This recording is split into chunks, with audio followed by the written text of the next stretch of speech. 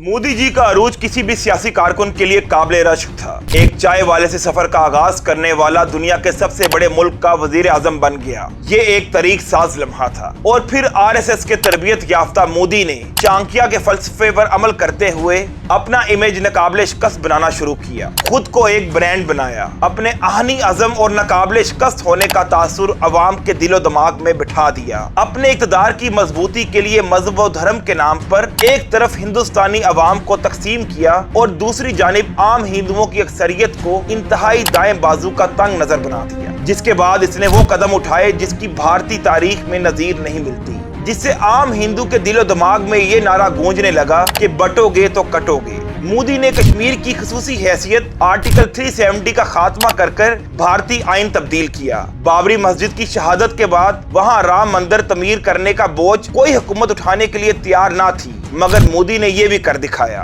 भारत के सबसे बड़े सूबे उत्तर प्रदेश में योगी आदित्यनाथ जैसा मजहबी जुनूनी वजीर आला तैनात करके मुसलमानों का हौसला पस्त किया। CAA और NRC जैसे मुतनाज़ा कानून बनाकर भारतीय सेकुलरिज्म का गला घोंट दिया। इसके बाद ट्रिपल तलाक, मुस्लिम वक्फ बोर्ड जैसे शरई मामलात में मुदाखलत करके इंतहा पसंदों के लिए महान बन गया। जिसके बाद मोदी जी ताकत के नशे में अपने पड़ोसी ममालिक की जानिब कदम बढ़ाने लगे। नेपाल, जिससे इंडिया के इंतहाई खुशगवार ताल्लुकात थे, उसे मोदी जी अपनी कॉलोनी समझने लगे। जब नेपाल हुकूमत ने मुज़ाहमत की तो मोदी ने नेपाल का माशी बायकाट करवा दिया। नरेंद्र मोदी ने बांग्लादेश के माशी, अस्करी और सियासी मामलात में इस हद तक मुदाखलत की कि हसीना वाजिद मोहिज एक कठपुतली बन गई। जिसके बाद गयूर बंगाली अवाम ने सियासी मुज़ाहमत की तारीख रकम करते हुए भारतीय असलो रसूख का खात्मा करके हसीना वाजिद का तख्ता उलट दिया। मोदी ने एक और पड़ोसी मुल्क मालदीव में भी मुदाखलत की, जिसके बाद वहां के मुस्लिम हुक्मरानों ने पाकिस्तान और चीन से अपनी दोस्ती मजबूत की।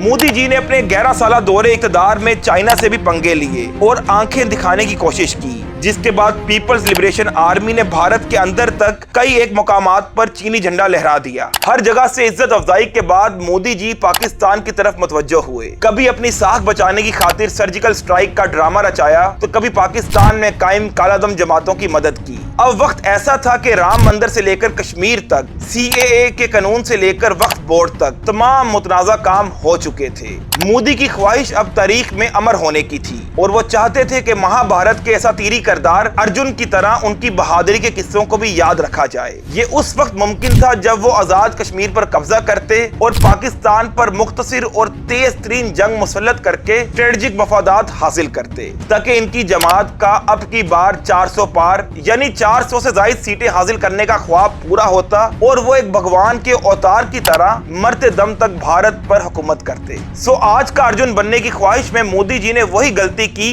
जो ताकत के नशे से सरशार हर डिक्टेटर करता है। उन्होंने पाकिस्तान की ताकत को मिसकैलकुलेट किया। पाकिस्तान में लसानी और सियासी अफरा तफरी से फायदा उठाना चाहा और पहलगाम वाक़ये को बुनियाद बनाकर पाकिस्तान पर हमला कर दिया, जिसका जवाब पाकिस्तान ने ऑपरेशन बनियानुल मरसूस के जरिए दिया। पाक फजाइया के शहीनों की बहादुरी और जानबाजी की बदौलत रुस्वा कुन शिकस्त भारत का मुकद्दर बनी। भारत के 6 त्यारे तबाह हुए, मिसाइल डिफेंस सिस्टम तबाह हुआ, एयर स्पेसिस तबाह हुई। भारत की रिवायती जंग में बरतरी का मफरूजा गलत साबित हुआ और इसके बाद भारतीय वजीर आजम नरेंद्र मोदी का तारीख में अमर रहने का ख्वाब चिकनाचूर हो गया। मसला कश्मीर इंटरनेशनल फोरम पर दोबारा जिंदा हुआ और आज हालात ये हैं कि पाकिस्तानी अपने तमाम मसाइल भुलाकर एक कौम बन चुके हैं। अवाम और फौज के दरमियान दूरियां खत्म हो चुकी हैं। पाकिस्तान की फिजाई और टेक्नोलॉजी में बरतरी साबित हो चुकी है और मोदी जी के कांधों पर अपनी नाकामियों का बोझ है। बैनुल अक़वामी ताकतें तो एक तरफ, इसराइल के सिवा किसी एक मुल्क ने भी इन्हें खुलकर सपोर्ट नहीं किया।